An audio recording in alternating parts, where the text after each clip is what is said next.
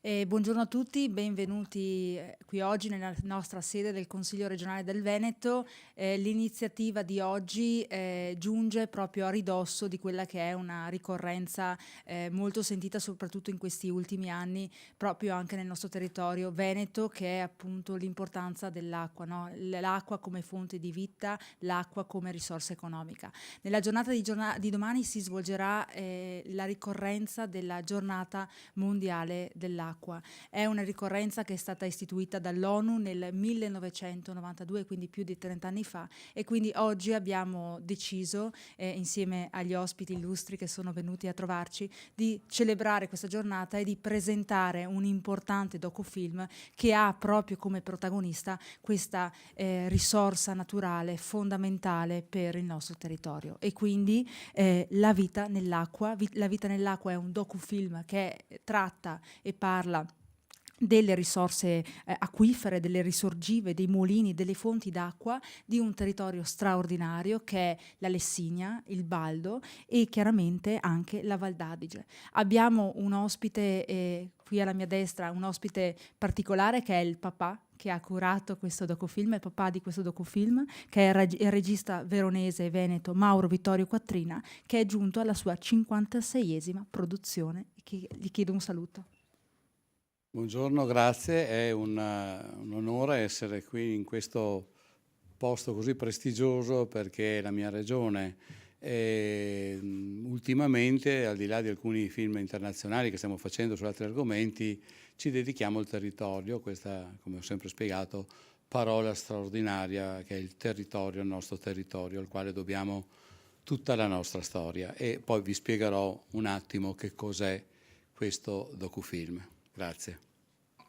Alla mia sinistra interviene poi il professor Norsa, a cui chiedo di portare un saluto. Norsa e sono un collaboratore. Leggo una personale riflessione. L'acqua è l'umore, quello che stilla o si deposita in minuscole gocce. Quello acqueo degli umori ci permette di mettere a fuoco gli oggetti. Gli umori, i 4 fluidi corporei, d'altronde, secondo Ippocrate, sono presenti nella persona e hanno un influsso diretto sul temperamento e sulla salute. Per l'antico autore greco, se il sangue viene dal cuore, il flegma dal cervello, la bile gialla dal fegato e quella nera dalla milza. Certo, il temperamento più incline al pianto è sicuramente il melancolico, il cui umore nero è direttamente associato alle lacrime, che di acqua salina rigano il volto. Il volto che, come il corpo, è composto dal 60% di acqua e si disidraterebbe se nell'aria non ci fosse per l'appunto l'acqua dispersa nell'umidità. Umidità di minuscole goccioline di pioggia che, trafitte dal raggio di sole, compongono l'arcobaleno dipinto nel cielo dopo un gran temporale estivo.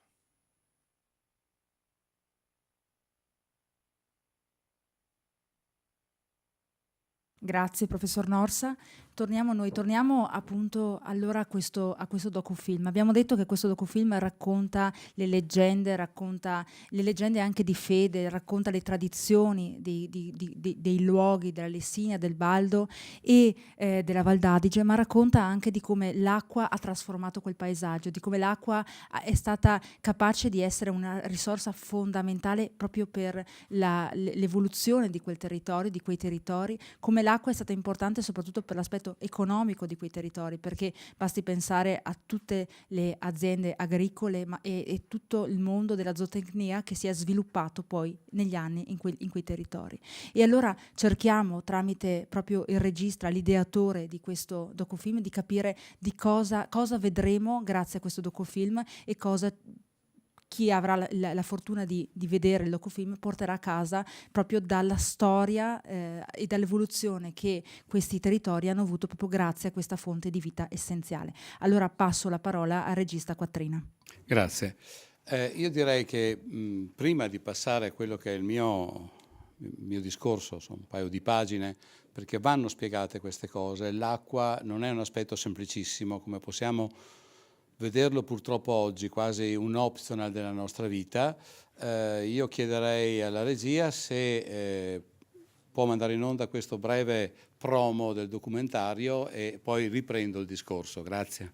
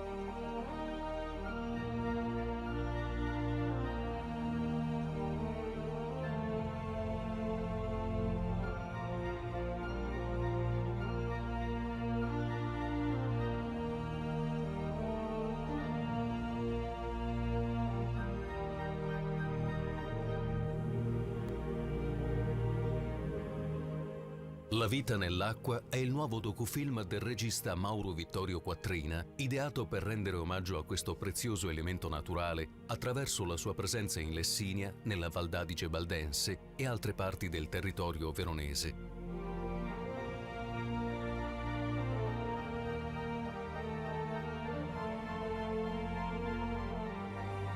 Un viaggio attraverso la storia, le leggende e i miti, ma che trae il suo percorso narrativo nella scienza. I temi trattati saranno molteplici: l'idrografia delle valli e dei corsi d'acqua, le cascate, il carsismo, le sorgenti, gli acquedotti e così via.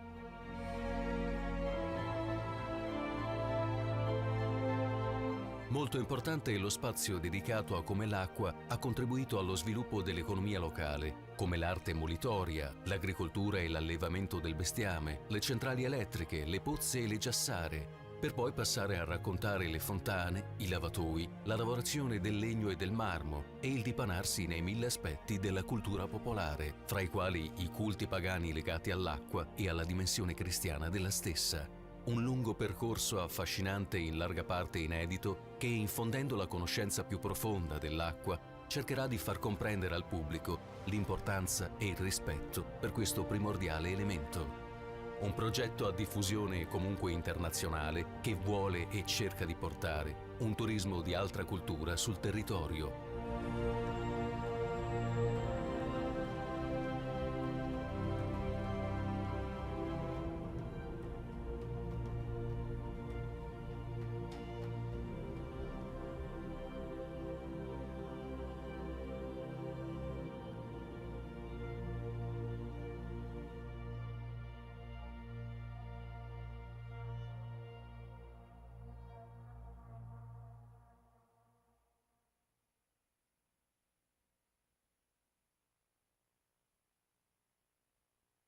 Questo è il promo, che non spiega molto perché veramente è complessissima la cosa, nel senso che questo docufilm ha degli aspetti, delle valenze estremamente varie e variegate. C'è un lato emotivo, c'è un lato spirituale, c'è un lato concreto, economico e sociale. Mi sono fatto 2 appunti perché l'argomento è difficile, tanto che su alcune cose antropologiche ho dovuto rivolgermi a specialisti come il dottor Norsa, per esempio, e quindi ve lo in parte leggo. Per parlare del rapporto uomo-acqua potrei citare San Francesco nel Cantico delle Creature, ma la sua è una constatazione dell'acqua come elemento delle sue qualità concrete in rapporto ai derivanti da Dio.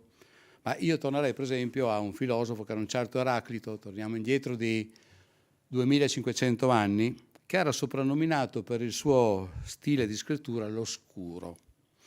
Si legge che è il primo assertore del logos, cioè della razionalità presente nella natura. Per lui la natura è un elemento razionale, non irrazionale come oggi pensiamo quasi casuale. e viene rispecchiata questa natura nella mente umana, questa razionalità. Egli scrive una cosa, perché dei suoi scritti sono rimasti solamente dei frammenti, quindi il frammento 113 dice questo: dalla terra nasce l'acqua, quindi dalla materia nasce un elemento che è semispirituale, cioè fra noi, e chiamiamo così l'aldilà, dall'acqua nasce l'anima. È fiume, è mare, è lago, stagno, ghiaccio e quant'altro. È dolce, salata, salmastra, è luogo presso cui ci si ferma e per cui si viaggia. È piacere e paura, nemica ed amica, e infine è infinita, è cambiamento e immutabilità, ricordo ed oblio. Secondo lui, quindi, i fenomeni della natura avvengono secondo leggi ben precise, e questo sappiamo che è vero, vediamo solo i pianeti, e insieme a tutti gli uomini sono dotati di ragione. Non tutti gli uomini però fanno un uso saggio della ragione.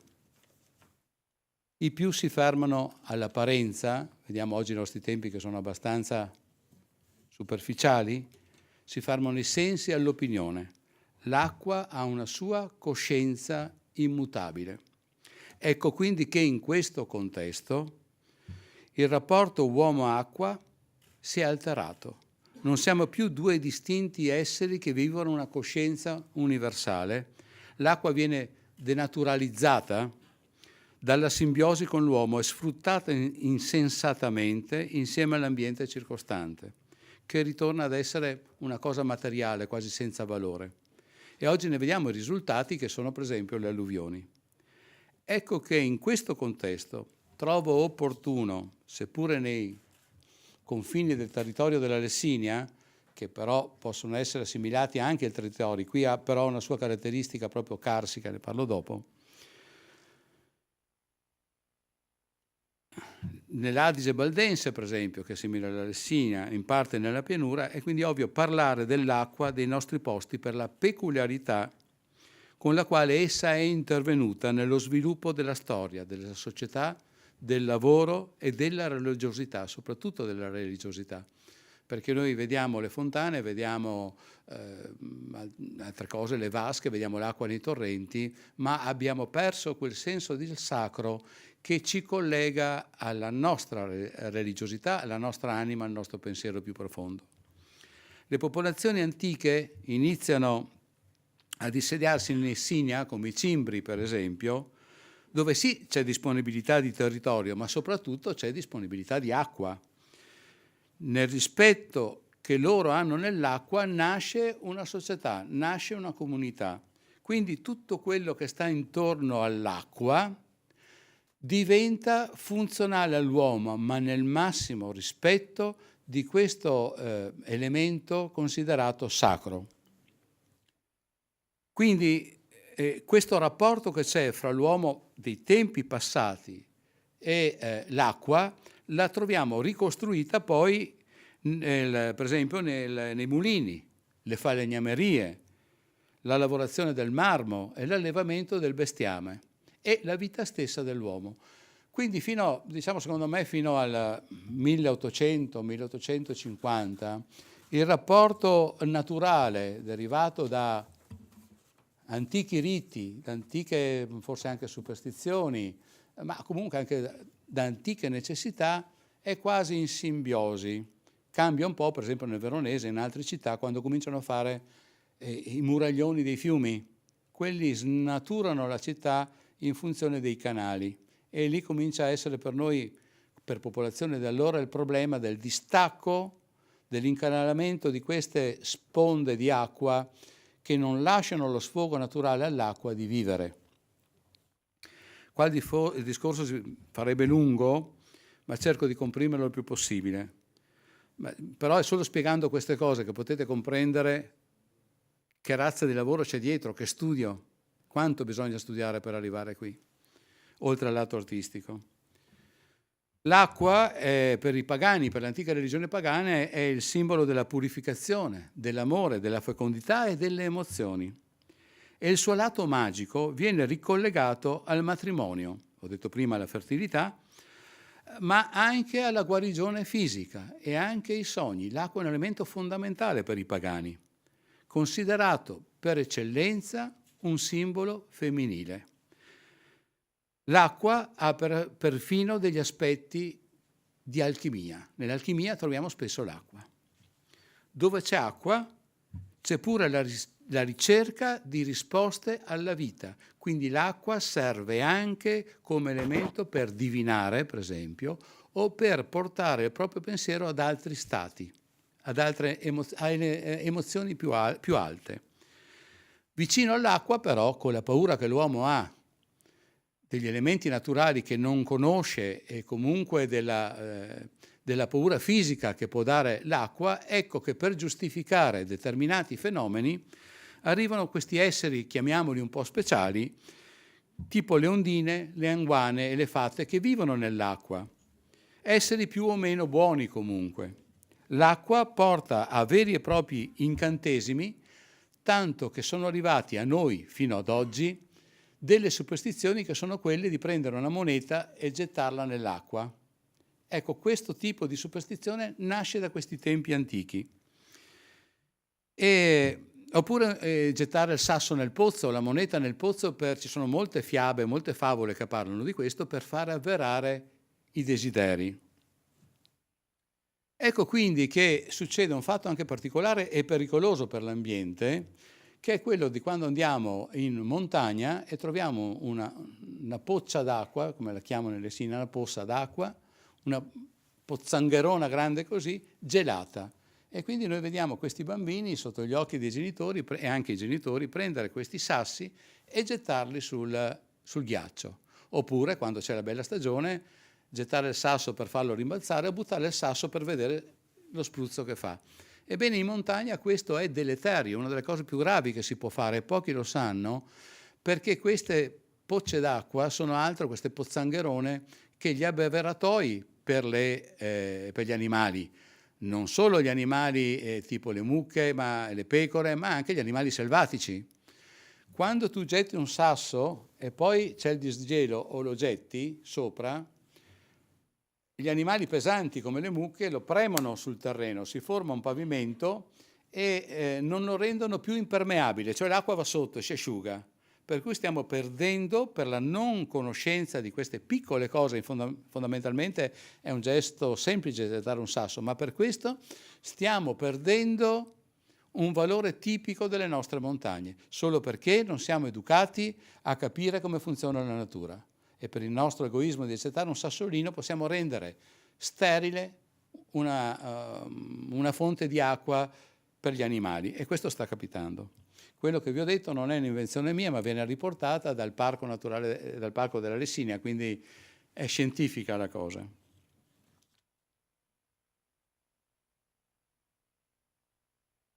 I pagani adoravano spiriti di natura e in questa natura vedono i luoghi migliori per i rituali, ma diciamo che grosso modo dopo il X secolo d.C., quando l'evangelizzazione è quasi totale, anche se le Sine, le ultime, e le Sine nelle montagne, non parliamo delle montagne della Calabria, per esempio, comunque le zone montane l'evangelizzazione arriva abbastanza tardi completamente, quindi verso il 1600, in alcune zone verso il 1700, e conviveva con le antiche superstizioni. L'evangelizzazione, quindi la venuta della cristianità,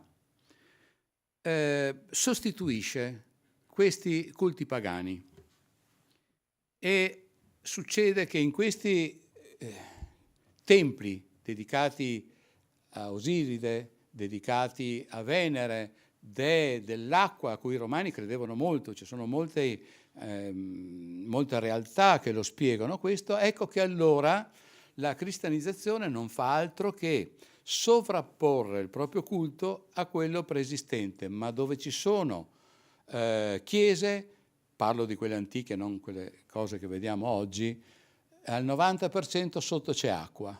Sotto c'è acqua, e le chiese antiche, certamente quelle più antiche, quelle cristiane, diciamo quelle edificate dall'anno 1000 in poi, o comunque anche nei paesini di montagna, è perché sotto c'è acqua, tanto che c'è il culto Verona di San Zeno, che non è solamente il nostro patrono, ma è patrono di tantissime altre città. Abbiamo trovato nel documentario che feci a lui dedicato che quasi tutte le sue chiese dedicate a lui sono vicino all'acqua o con sottocorsi d'acqua o con dei fiumi.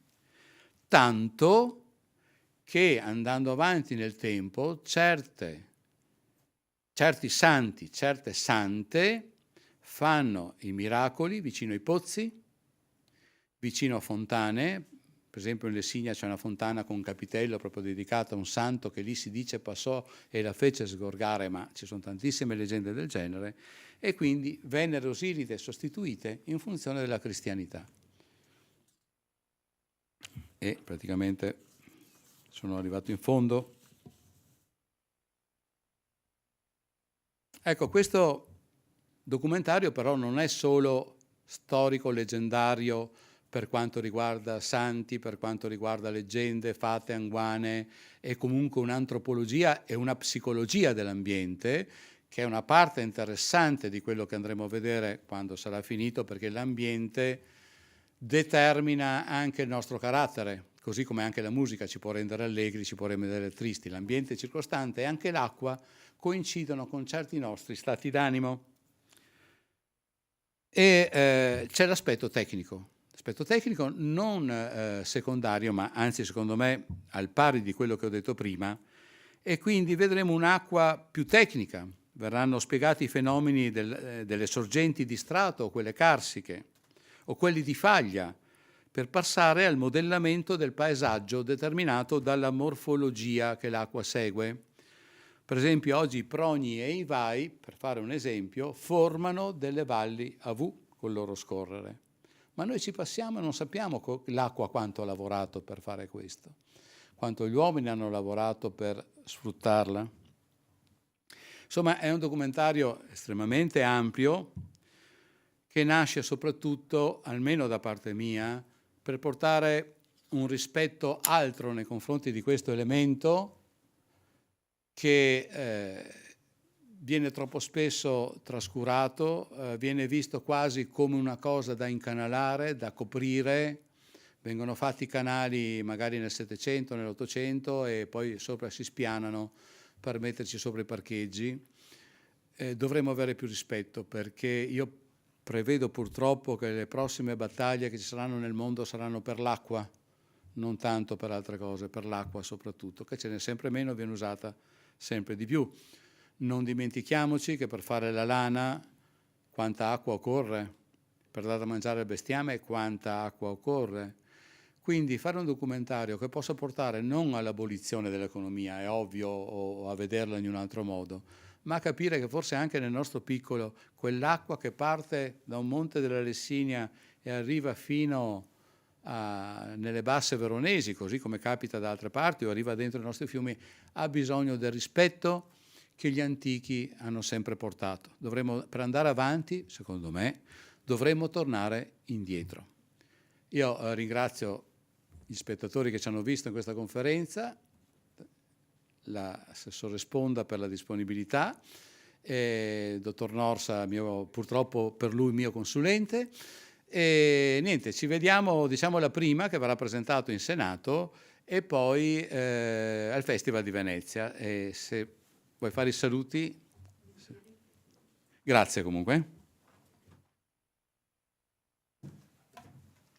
Bene, allora come annunciato dal regista Quattrina, questo documentario una volta concluso lo potremo vedere per la promozione sia alla prossima edizione della Mostra del Cinema di Venezia, che si terrà appunto a fine estate, e al Senato della Repubblica in autunno, giusto? Sì, in autunno, penso verso ottobre, massimo novembre sarà finito. Ecco, poi sono sicura che la divulgazione di questo documentario, come in quelli precedenti che insomma hanno avuto un grandissimo successo, sarà fatta sicuramente nei territori interessati dal documentario, ma anche a livello regionale, proprio per portare la testimonianza del contenuto di questo documentario sia nella cittadinanza, sia nel mondo scolastico, ma anche e soprattutto nei tanti turisti che vengono in visita in questi territori straordinari. Io ringrazio ancora gli ospiti di oggi, Alessandro Norsa alla mia sinistra, grazie di essere stato presente oggi. Mauro Vittorio Quattrina, regista che appunto realizzerà nei prossimi mesi questo documentario. Vi ringrazio tutti voi presenti in sala, chi ci segue da casa, e vi auguro buona giornata.